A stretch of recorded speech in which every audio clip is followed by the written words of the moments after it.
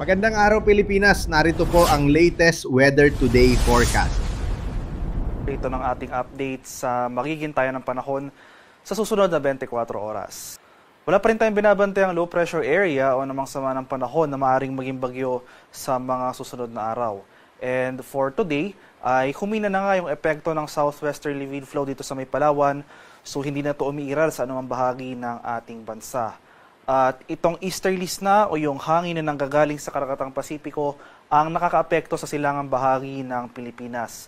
Kaya for today, asahan natin yung mga kaulapan o yung mga tuloy-tuloy na kaulapan at mga kalat-kalat na pag-ulan and thunderstorms dito sa silangang bahagi ng Luzon area. Samantala for Metro Manila and the rest of the country ay magpapatuloy itong generally fair weather ngayong araw, maliban na lamang sa mga isolated rain showers or localized thunderstorms. At para sa magiging lagay ng ating panahon ngayong araw dito sa Luzon, dahil sa epekto ng easterly, sasahan natin itong maulap na kalangitan at mga kalat-kalat na pag-ulan at pagkulog at pagkidlat dito sa area ng Aurora at sa may Quezon. So madaling araw pa lamang, ngayong madaling araw, may mga naitala na tayong early morning thunderstorms sa may Quezon area. Asahan natin na later in the day, mas rarami pa yung mga lugar na makakaranas ng pag-ulan.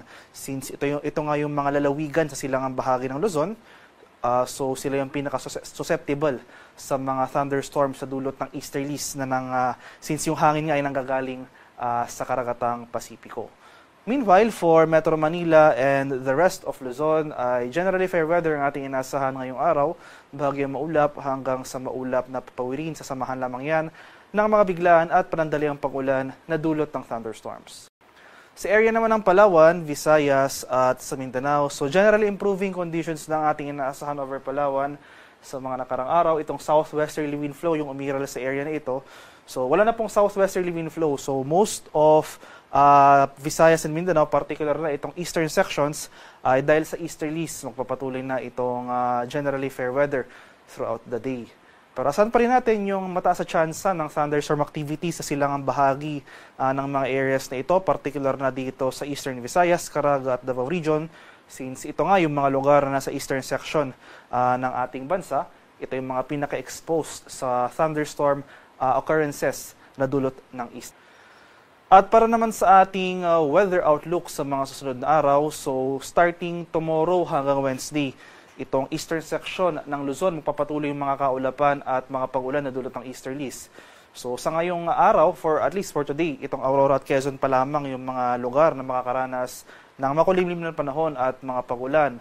Pero rarami pa yung mga lugar na makakaranas ng mga thunderstorm activity na dulot ng easterlies sa mga susunod na araw. So from Monday to Wednesday, asahan natin na magpapatuloy yung mga kaulapan at mga pag-ulan dito sa area ng Quezon at Aurora. Magkakaroon na rin tayo ng mga pag-ulan dito sa area ng Bicol Region, pati na rin dito sa Isabela, sa may Cagayan Valley.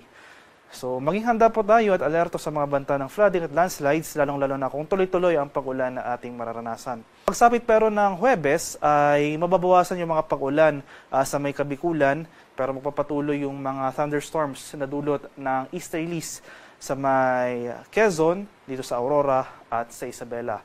Sa mga di ko po nabanggit na lugar, for Metro Manila and the rest of the country throughout the rest of the forecast period, ay generally fair weather ang ating inaasahan, bahagyang maulap hanggang sa maulap at papawirin, pero yun nga po, magdala pa rin tayo ng pananggalang sa ulan yung ating mga payong dahil itong easterlies na iiral sa malaking bahagi ng ating bansa, posible pa rin dyan yung mga usual afternoon to evening na mga rain showers or thunderstorms. Sa kalagayan naman ating karagatan, walang gale warning na nakataas, at banayad hanggang sa katamtamang pag-alon ang mararanasan sa malaking bahagi ng ating bansa. Gayunpaman, iba yung pag-iingat pa rin sa ating mga kababayan na maglalayag sapagkat kung meron tayong offshore thunderstorm activity, ito yung mga pag-ulan sa ating mga dagat baybay. Nasahan natin yung mga pagbugso ng hangin, kakibat nito ang bahagyang pagtaas ng ating mga alon.